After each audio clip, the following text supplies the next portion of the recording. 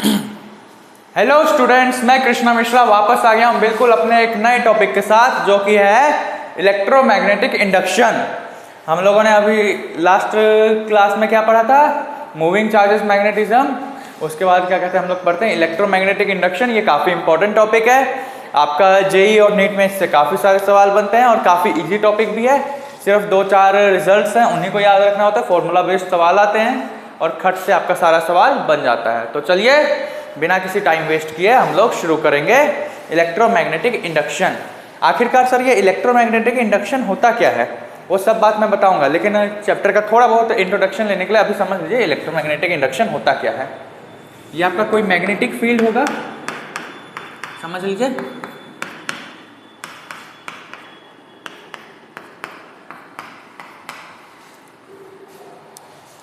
इसमें आपका समझ लीजिए कोई भी लूप, अभी तो फिलहाल लूप रखा हुआ है, ठीक है। हाँ बच्चों, समझ में आ गई बात? हाँ सर आ गई। अब देखिए, जैसे ही मैं इस लूप का फाई को चेंज करूंगा, अब ये फाई कैसे चेंज होगा? या तो एरिया ऑफ लूप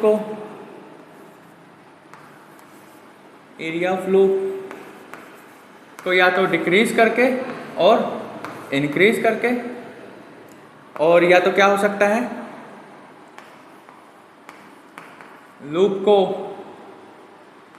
मूव करके मैग्नेटिक फील्ड से बाहर लाएंगे तब भी फाई चेंज होगा, या तो बी को, जो हमारा मैग्नेटिक फील्ड है, इसको इंक्रीज कर दें या तो डिक्रीज कर दें। तो ये सब चीज़ों से फाई में चेंज आएगा, और जैसे ये फाई में चेंज आता है तो हमारा इस लूप में एक इंड्यूस्ड ईएमएफ जनरेट होता है। फाई चेंजेस विद टाइम के साथ फाई चेंज होगा बच्चों, ठीक है। तो इसमें हमारा एक इंड्यूस्ड ईएमएफ, एक ईएमएफ इंड्यूस हो जाता है। इसको हम बोलते हैं इंड्यूस्ड ईएमएफ, जो कि हमारा बराबर होता है minus of D phi B by D T. खाली यही फॉर्मूला है बच्चों जो आपका पूरा काम आते रहेगा। तो मैंने आपको इस चैप्टर का थोड़ा बहुत ब्रीफ इंट्रोडक्शन दे दिया है। अब हम लोग समझेंगे कि वो कैसे हो रहा है, फराडेज के लॉ देखेंगे, फराडेज के एक्सपेरिमेंट्स देखेंगे। उसके बाद हम लोग इस चैप्टर में क्या क्या जो सबसे इंपॉर्टेंट टॉपिक्स हैं वो देख लीजिए क्या क्या है इस चैप्टर में।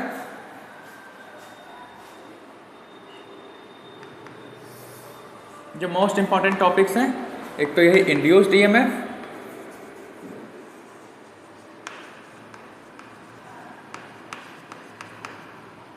फिर Lenz's law,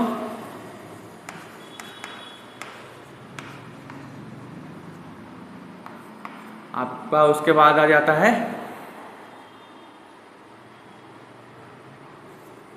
induced EMF, direction of induced EMF, direction of induced EMF and current,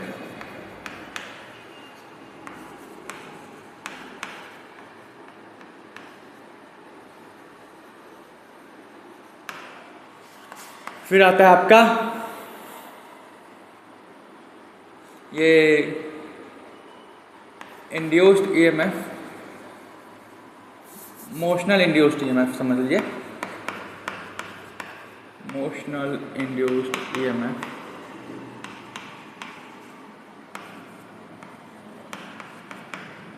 last but not least self inductance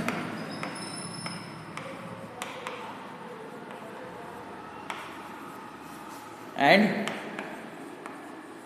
mutual inductance, या तो म्यूचुअल, जो पढ़ना पढ़िए। तो चलिए, ये सारे टॉपिक्स आपके जो इस चैप्टर में सबसे इंपॉर्टेंट है वही हैं, लेकिन सबका जो बेस है आपका यही फॉर्मूला है, इंड्यूस्ड ईएमएफ ई बराबर minus of D phi B by D T. ये जितनी भी चीज़ें देख रहे हैं सबका आधार यही है, आपको सबको इसी से डेरिवेट करना है या सब में इसी का रिलेशन आएगा। तो जल्दी से नोट डाउन कर लीजिए, फिर हम फराडेज के एक्सपेरिमेंट, फराडेज लॉ देखते हैं और इस चैप्टर को जल्दी से जल्दी खत्म करते हैं। चलिए बच्चों नोट डाउन कर लिए, तो चलिए आगे बढ़ते हैं। मैं इसको मिटा देता हूँ।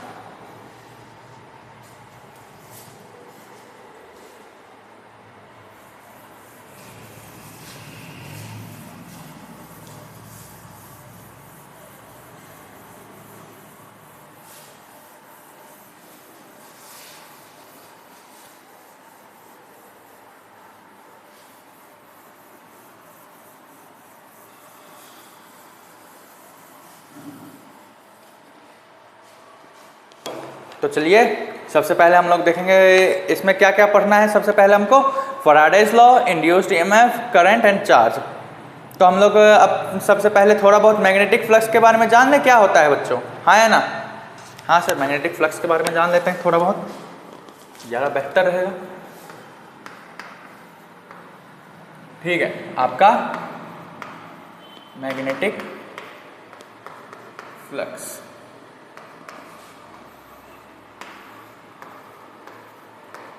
मैग्नेटिक फ्लक्स क्या होता है बच्चों?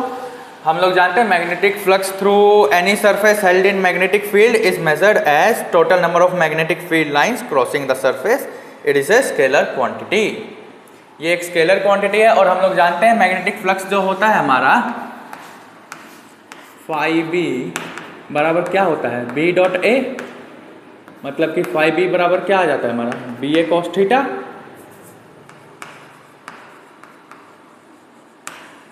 हाँ है ना? जहां पे थीटा क्या है? Angle between area vector and magnetic field. हाँ है ना बच्चों? और हमारा ये जो है एक स्केलर क्वांटिटी होता है।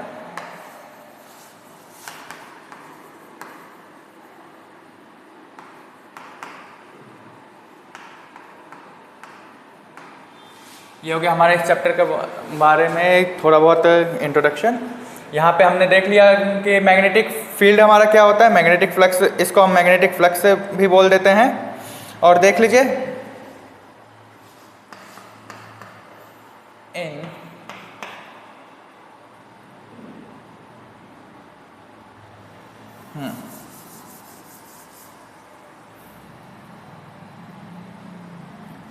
अब देख लेते हैं हमारा एरिया वेक्टर।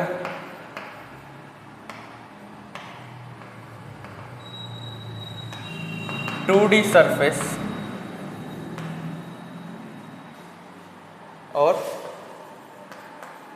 Planar surface. हमारा एरिया वेक्टर किस तरीके का होगा? एक 2D सरफेस या तो प्लेनर सरफेस भी आप उसको बोल सकते हैं। ये देख लीजिए, ये हमारा कोई सरफेस हो गया ऐसे करके।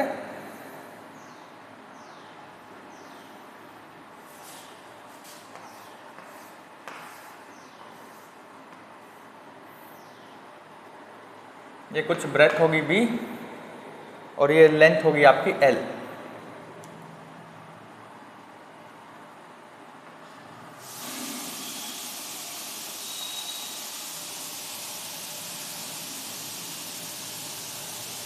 तो आपका इस एरिया के लिए दो एरिया वेक्टर निकलेंगे, एक ये आगे की तरफ और एक ये पीछे की तरफ। सपोज कर लीजिए ये आपकी एक नोटबुक है, ये हो गया आपका एरिया इस तरीके से। और एरिया वेक्टर जो है एक तो यहाँ से भी निकल रहा होगा, एक यहाँ से भी निकल रहा होगा। हाँ या ना? हाँ सर। तो क्या क्या डायरेक्शन हो जाएंगे एरिया की?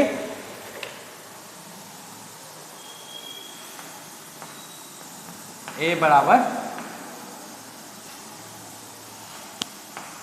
L क्रॉस B आई कैप, और दूसरा क्या हो जाएगा? A बराबर L क्रॉस B माइनस का आई कैप। ये दोनों तो आपके एरिया वेक्टर है ना, एक आगे की तरफ होगा तो एक पीछे की तरफ होगा कि हाँ या ना? हाँ सर होगा। तो चलिए जल्दी से इसको नोट डाउन कर लीजिए और हम लोग आगे बढ़ते हैं।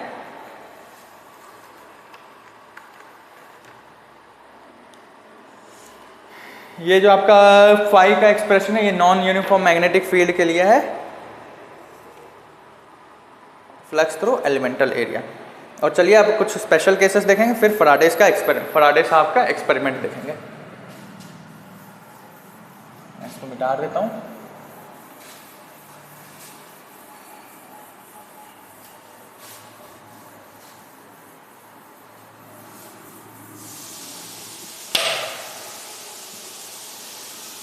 चलिए कुछ स्पेशल केसेस हैं, उनको नोट डाउन कर लीजिए।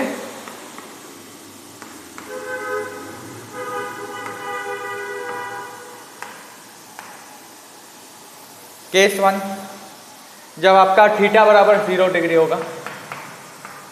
केस 2, जब थीटा बराबर 90 डिग्री होगा। केस 3, जब थीटा बराबर आपका लेस देन 90 डिग्री होगा। और केस 4, जब थीटा आपका मोर देन 90 डिग्री होगा। तो हम लोग जानते हैं हमारा फाई बी क्या होता है। बी ए कॉस, यहाँ पे थीटा की जगह 0 डिग्री डालेंगे तो ये बराबर कितना आ जाएगा हमारा बी ए के बराबर, हाँ या ना। और इसके लिए कितना हो जाएगा फाई बी बराबर बी ए कॉस 90 डिग्री, हाँ या ना बच्चों। हाँ सर। तो इस केस में हम लोग जानते हैं cos 90 का वैल्यू 0 होता है, तो यहाँ पे हमारा मैग्नेटिक फ्लक्स भी होगा 0। और नेक्स्ट हमारा क्या है, जब थीटा हमारा लेस देन 90 डिग्री है, मतलब कि बी ए कॉस 90 माइनस थीटा उसको लिख सकते हैं, या कि हम लोग जानते हैं इसके लिए हमारा cos थीटा जो होगा, cos थीटा हमारा इसके लिए पॉजिटिव रहेगा, cos थीटा का वैल्यू। तो ये भी हमारा क्या आएगा, जो हमको फ्लक्स मिलेगा ये भी एक पॉजिटिव वैल्यू कुछ मिलेगा। और जब थीटा मोर देन 90 डिग्री है तो हम जानते हैं cos थीटा का वैल्यू इधर नेगेटिव होगा, तो हमारा फाई बी बराबर क्या हो जाएगा बी ए cos थीटा। अब हमारा cos थीटा का वैल्यू नेगेटिव है, तो जो हमारा फ्लक्स होगा ये भी नेगेटिव आएगा, हाँ या ना। हाँ सर। तो चलिए जल्दी से इसको नोट डाउन कर लीजिए, फिर हम फराडेज लॉ पे फराडेज एक्सपेरिमेंट देखते हैं, उसके बाद फराडेज लॉ भी देखेंगे। चलिए लिख लिए बच्चों। हाँ सर लिख लिए। तो ठीक है, इसको मैं इरेज कर देता हूँ।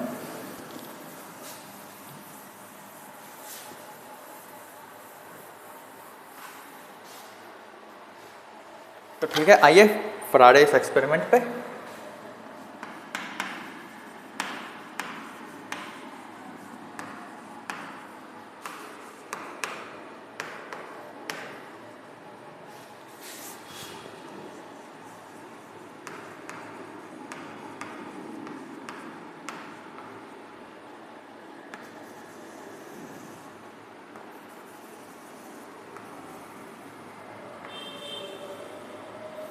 तो चलिए फराडेज एक्सपेरिमेंट देख लेते हैं क्या क्या है। तो सबसे पहले एक्सपेरिमेंट 1, फराडे साहब ने दो एक्सपेरिमेंट किए थे, तो हम मतलब कि ऐसे तो बहुत सारे एक्सपेरिमेंट किए थे, लेकिन ये इलेक्ट्रोमैग्नेटिक इंडक्शन के लिए हमको 2 एक्सपेरिमेंट ही देखने हैं फराडे साहब के। तो एक्सपेरिमेंट 1 में क्या किया गया था बच्चों, relative motion between A close coil and a magnet.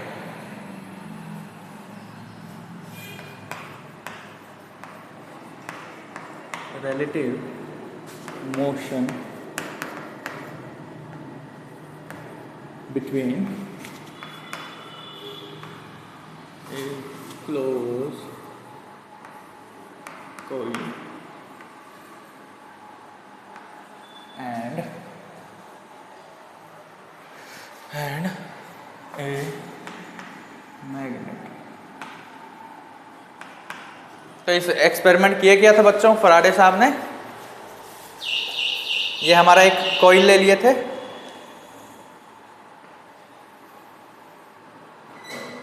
इस तरीके से हमारा एक कॉइल था, एक मैग्नेट ले लिया, यहां पे मैग्नेट को रख दिया गया। ये हमारा नॉर्थ पोल, ये साउथ पोल। इस मैग्नेट की वेलोसिटी थी कुछ v, और यहाँ पे एक गैल्वेनोमीटर लगा दिया था फराडे साहब ने, और ये मैग्नेट को v वेलोसिटी से हम लोग मूव करा रहे थे। तो हुआ क्या, इस तरीके से इसमें मैग्नेटिक फील्ड बढ़ेंगी, हाँ या ना बच्चों। हाँ सर बढ़ेंगी। तो ऐसे मैग्नेटिक फील्ड्स बढ़ने लग गई, तो हमारा जो गैल्वेनोमीटर था कुछ डिफ्लेक्शन शो करने लग गया ऐसे। जैसे हम मैग्नेट को इसके ऐसे नज़दीक लेते गए तो हमारा गैल्वेनोमीटर ने एक डिफ्लेक्शन शो किया, जिसके अकॉर्डिंगली हमारा इस लूप में कुछ ऐसे करंट फ्लो करने लग गया था। इस तरीके का एक डिफ्लेक्शन शो किया था। ये देखिए अब ये हो कैसे रहा है, ये मैं सब आपको जब लेंसेज लॉ बताऊंगा उसमें बताऊंगा, और ये फैराडेज का जो सेकंड लॉ होगा उसमें भी हम लोग सब चीज़ जान लेंगे कैसे हो रहा है। ये हमारा मैग्नेटिक फील्ड ला रहे इस लूप के नज़दीक। तो हुआ क्या, फैराडे ने क्या ऑब्जर्व किया कि गैल्वेनोमीटर में जो है हमारा थोड़ा सा डिफ्लेक्शन हो रहा है, मतलब कि करंट कुछ इस डायरेक्शन में फ्लो कर रहा है, तभी तो हमारा ये गैल्वेनोमीटर इस साइड इस डायरेक्शन में डिफ्लेक्ट हो रहा है। और दूसरे में क्या किए,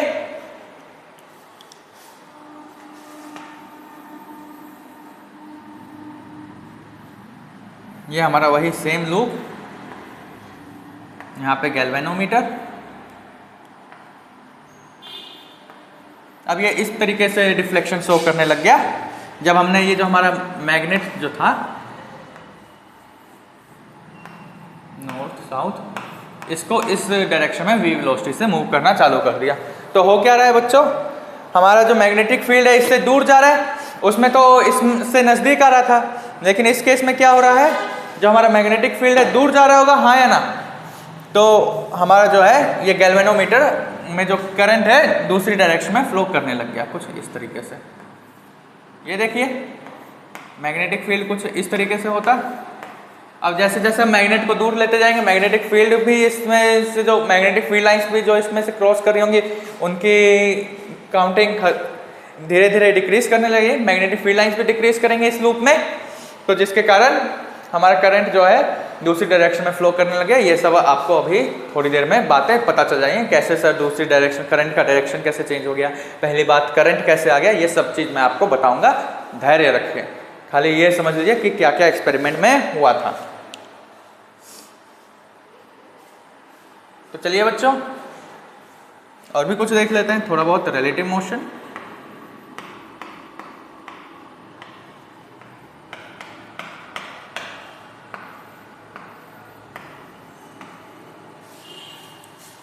अब देख लीजिए यहाँ पे आपके टिच्चू से एक मैग्नेट लगाया हुआ है, साउथ नॉर्थ, इधर कुछ वी वेलोसिटी है। ये जो आपका पूरा सिस्टम है ये कॉइल वाला, इसको एक काट पे रख दिए हैं, यहाँ पे वही गैल्वेनोमीटर है।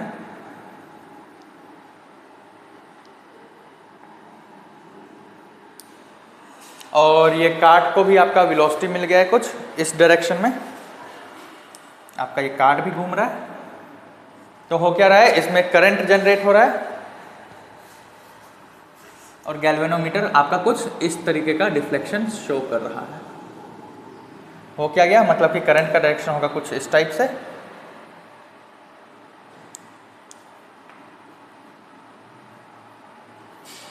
और दूसरे केस में क्या किया गया, ये मैग्नेट को भी स्टिल रख दिया गया। मैग्नेट जो है इसका भी V बराबर 0 है, और ये जो आपका पूरा ये जो कॉइल वगैरह है इसका भी जो आपका V है ये बराबर, इसमें भी आपका V बराबर 0 है। तो गैल्वेनोमीटर जो है आपका कोई भी डिफ्लेक्शन शो नहीं कर रहा है, यहाँ पे एकदम ज्यों का त्यों पड़ा हुआ है। ठीक है बच्चों, तो जल्दी से इसको नोट डाउन कर लीजिए। ये था हमारा फैराडे साहब का पहला एक्सपेरिमेंट, और दूसरा एक्सपेरिमेंट देख लेते हैं क्या था। तो चलिए जल्दी से इसको नोट डाउन कीजिए। आई होप कि आप लोगों को ये समझ में आ गया होगा।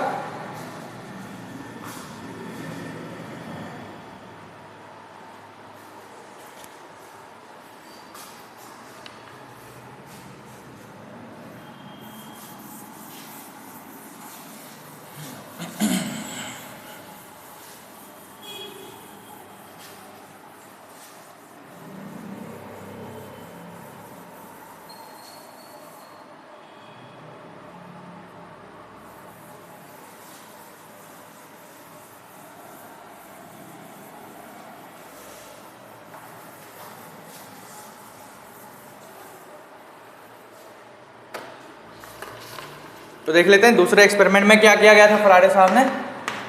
एक्सपेरिमेंट नंबर 2, इसमें two conducting loops placed close to each other। हुआ क्या, इसमें दो कंडक्टिंग लूप्स को एक दूसरे से क्लोज रख दिया गया। एक्सपेरिमेंटल सेटअप देख ले किस तरीके का था।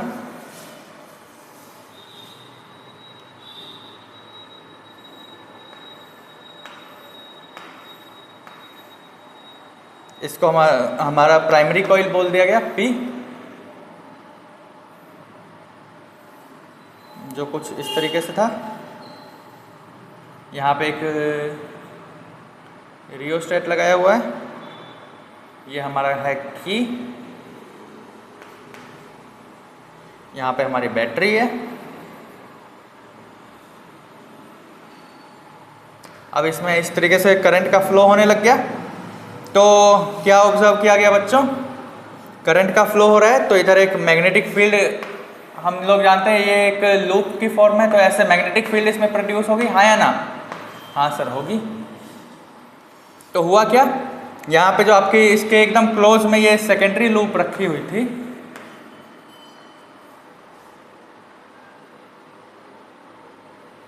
जी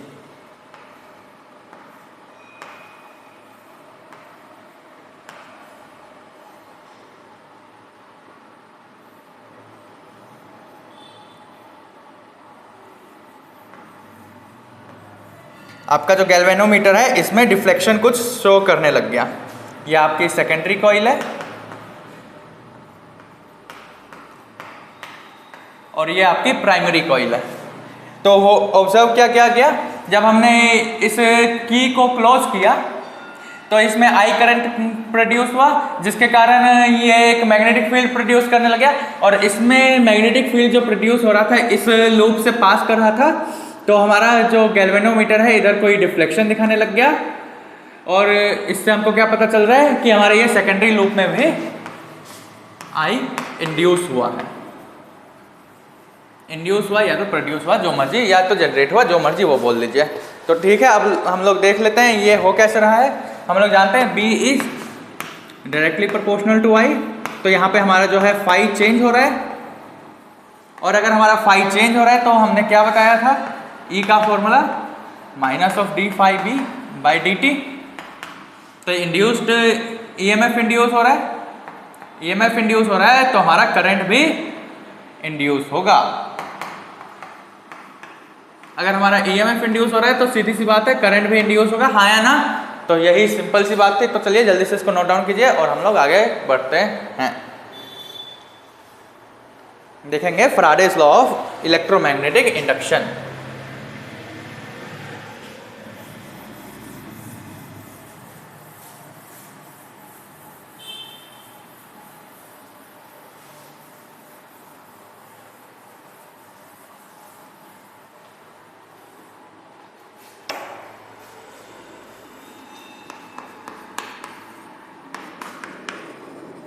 चलिए आगे बढ़ते हैं। Faraday's law of electromagnetic induction. यहाँ पे सबसे पहले हम लोग देखेंगे Faraday's first law. Faraday's first law. तो हमारा फैराडेज फर्स्ट लॉ में कहना क्या चाहते हैं फैराडेज साहब, whenever, ध्यान से लिखेगा बच्चों, whenever there is change in magnetic flux linked with a conductor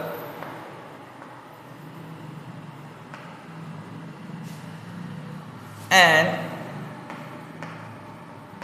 EMF is induced in the conductor। मतलब कहना क्या चाहता है, जो भी फाई बी कि जब भी फाई बी चेंज होगा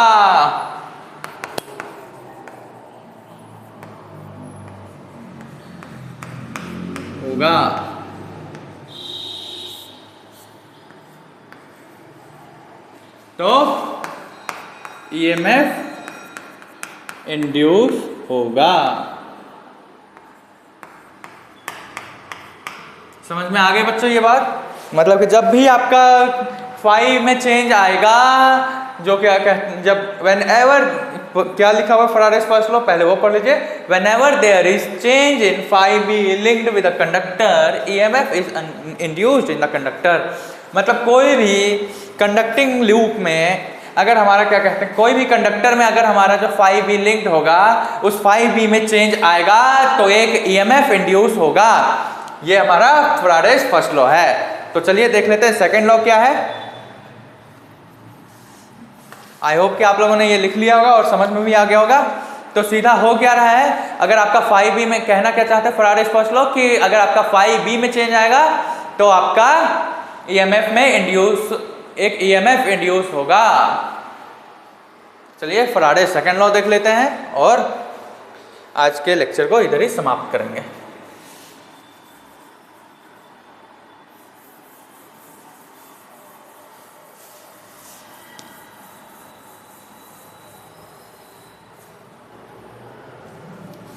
देख लीजिए फैराडेज सेकंड लॉ क्या है।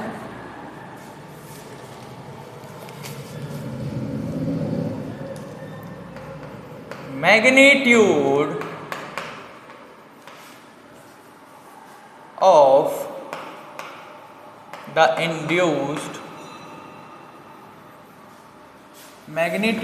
of the induced EMF is equal to rate of change in magnetic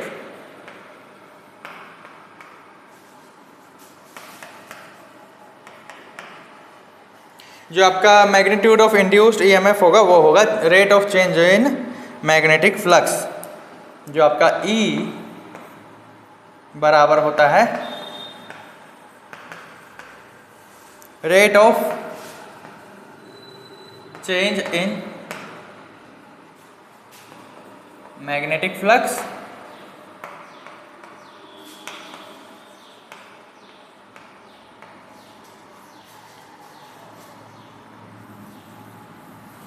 और हमारा ई एवरेज जो आता है, ये फॉर्मूला हमारा मोस्ट इंपॉर्टेंट है। ई एवरेज ये बराबर आता है magnitude of mod of del phi by del T, और इंस्टेंटेनियस के लिए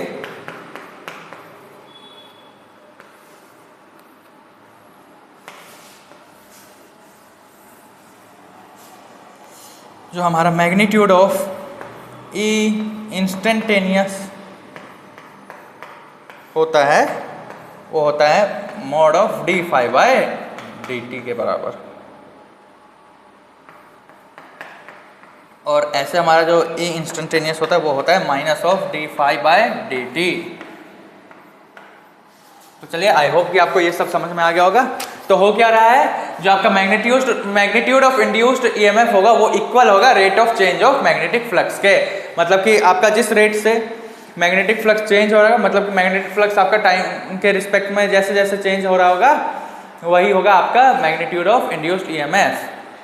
मतलब पर यूनिट टाइम में आपका कितना मैग्नेटिक फ्लक्स में चेंज आ रहा है वही आपका इंड्यूस्ड ईएमएफ होगा, जो आपका बराबर होता है ई एवरेज बराबर delta phi by delta T. E instantaneous का मैग्नीट्यूड होता है D phi, magnitude of D phi by D T. और ऐसे अगर हम लोग देखेंगे ई इंस्टेंटेनियस होता है हमारा minus of D phi by D T. तो चलिए आई होप कि आपको ये सब समझ में आ गया होगा। तो नेक्स्ट लेक्चर में हम इस पे थोड़े बहुत एग्जाम्पल्स देखेंगे, फिर हम लेंसेज लॉ पे आगे बढ़ेंगे और उसके बाद हम लोग चैप्टर को जल्दी से जल्दी ख़त्म करने की कोशिश करेंगे ताकि आपको ज़्यादा से ज़्यादा समय मिल सके रिवीजन करने के लिए और क्वेश्चंस प्रैक्टिस करने के लिए। तो चलिए अब इसको यहीं पर अलविदा करते हैं।